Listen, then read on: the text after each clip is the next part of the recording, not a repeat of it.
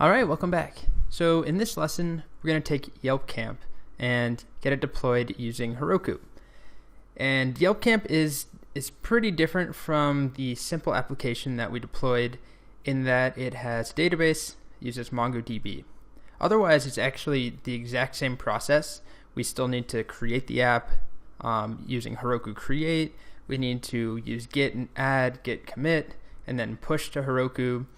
The only difference is that we have to figure out how to get our database to run as well on Heroku because Mongo is running locally on this Cloud9 instance. Remember, I have my Mongod process running here and I'm connecting to this when I use Mongoose.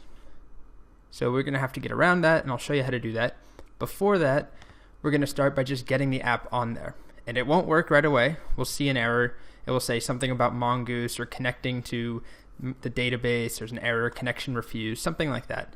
But we're going to get it on Heroku first, following the exact same steps. So if you are following along, I made another version, V11 deployed, which is just where this version of the app that I'm deploying will go.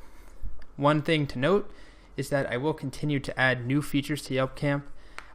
So this is not the final version by any means. I just wanted to get this deploying process out of the way so that everyone could see it. I got quite a few questions and curious students asking when are you going to add this section. So I decided to do this first, even though the app isn't necessarily or not even really close to being done yet. So we will be deploying continually as we move forward with new content and new features in YelpCamp. Okay, so first thing, let's do git status. Well, actually, even before that, let's just make sure the app runs. Node app.js. Visit the page here. Looks good. Things are working. That's all we need to see for now. So our goal is to get this on Heroku. So we'll stop that. Make sure we are in the correct directory. YelpCamp V11 deployed. You can be in any YelpCamp directory. You likely only have one YelpCamp, but make sure that we're in a git repository. So we'll do git init. Make sure we add all of this stuff. So for now, we'll just do a git add dot git commit. Let's just say initial deploy commit. Great. Now we need to go and do Heroku create, and you may need to, and I may need to do Heroku login as well, depending on if it logged me out or not. Nope. So it worked just fine, even though I had quit my browser. So Heroku create made us this new space, sheltered stream 58457. Of course, yours will be different. That's the point. These are all unique, but hopefully you'll have something as calming and peaceful as sheltered stream. So we have that done, Heroku create. Now all we have to do, remember, is push our code up to Heroku. Git push Heroku master. One thing to remember is that we need to make sure our package.json has that start script. Start. And at the beginning, we just want it to run node app.js. So we'll save that. Let's also make sure all of our dependencies are here. Body parser, EJS, express session, method override, mongoose, passport local, mongoose. If we're missing one, it's not the end of the world. We can come back and add it and then push again to Heroku, but it's much better to just not have to do that. All right, so we do need to add that one change, git add package.json, git commit. We'll just say add start script. Great. Now the magic part, git push Heroku master. This is, again, going to take a little bit. What happens, though, it takes this code, pushes it to Heroku, but that's not it. It actually runs the code on Heroku. So it starts by doing an npm install, installing all of these packages. The next thing that it does is run that start script. So it's going to run node app.js, and then hopefully it's deployed running here. However, I do know that there's a problem, which is that we haven't handled the Mongo database. But if we do take a look, let's open that. we just get that handy application error that is masking any issues. So we obviously can't tell exactly what's wrong. Remember, the way to do that is to run Heroku logs.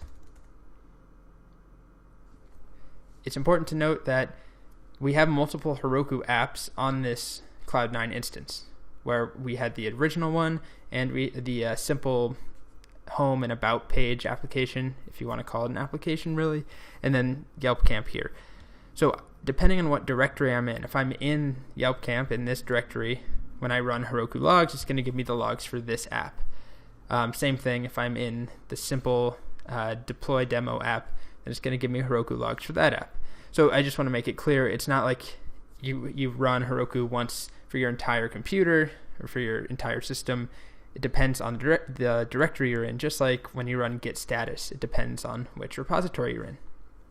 So here's what we see. Scroll up.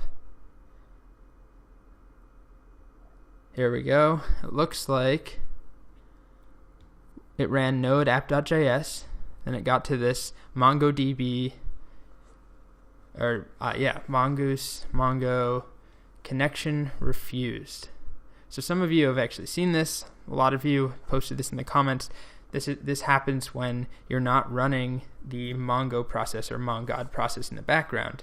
So basically, this is the way that Node tells you that it's failed to connect to our database. So that's obviously a problem. It's not connecting to the database. Before I show you how to fix that, I do want to show one kind of cool thing, which is that we can actually run commands, terminal commands like ls, or create files with touch, or remove things, or run npm install remotely on the Heroku space, on our workspace on Heroku from this command line. So let's say I just wanted to do ls, see what files are on this Heroku space that we created. The container is what they call it. If I do Heroku run and then the command, so Heroku run ls is going to actually connect to the Heroku server and run the command ls, get the output, and bring it back to me here. You can see running ls attached to terminal. There we go. So this is all that we have on Heroku. So I could look at node modules, for instance. Let's say something wasn't working. And I got an error saying that Mongoose wasn't installed. Well, I could verify Heroku run ls node modules to see what node modules are installed. And it will take a moment because it is doing this remotely. There we go. And we can see, all right, so these are all the node modules installed. Mongoose is here, but if it wasn't here, then we would know, okay, we need to make sure we have it installed on this Heroku machine. And what we could do is also something like Heroku run npm install mongoose -- save. We don't need to do that, but let's say that somehow it didn't get installed, we didn't have it in the package.json. You can run code on that using Heroku run.